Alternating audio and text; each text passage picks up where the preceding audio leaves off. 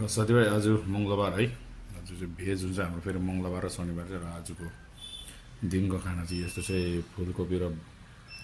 आलु टमाटरको के अरे मटरको अचार सानो डल्ले खोर्सानी रहेछ हो अनि कालो दालसँग चाहिँ अब सुरु गरिदिएको साथीभाइ ल सुरु गरौँ है साथीभाइ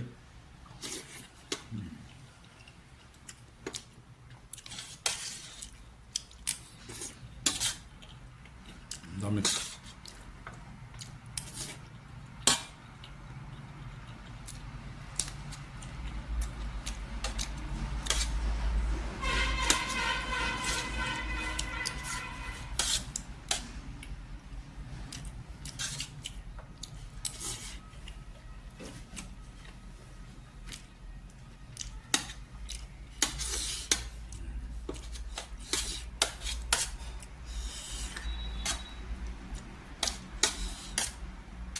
जाडोमा चाहिँ